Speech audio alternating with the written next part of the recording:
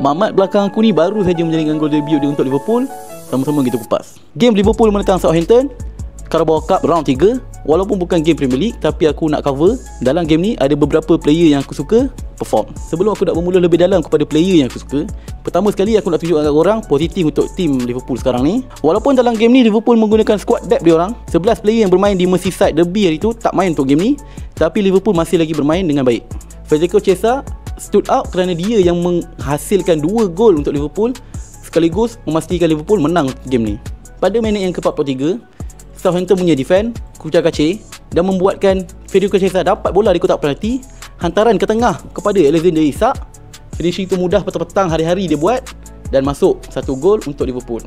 Antara player debut yang bermain dengan baik pada game ni juga adalah Giovanni Leoni, berusia 18 tahun, berasal daripada Itali. Giovanni Leoni ni kita boleh nampak dia adalah seorang yang kompos, yang strong dekat kawasan centre back tu.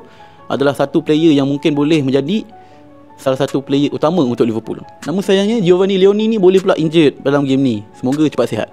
Walaupun Liverpool dah mendahului Southampton 1-0 hingga ke hampir habisnya perlawanan, pada minit ke-76 Shea Charles berjaya menjaringkan gol penyamaan untuk Southampton, sekaligus menakutkan Arne Slot, hampir-hampir membotakkan kepala dia buat kali kedua.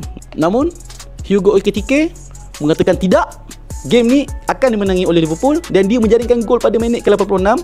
Namun ada benda yang kelakar dia buat pada game ni, iaitu dia buat celebration buka baju dia. Buka baju tak ada masalah kalau dia masih lagi tak ada kad kuning, tapi dia ada kad kuning ketika itu dan dia dihantar pulang dengan lebih awal pada minit ke-86.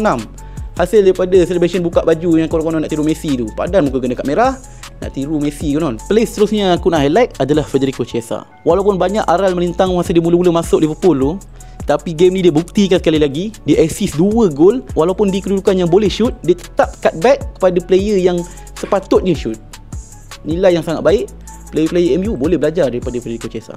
Overall, Liverpool get the job done, berjaya mengalahkan Southampton pada round ketiga. Kita move ke round keempat.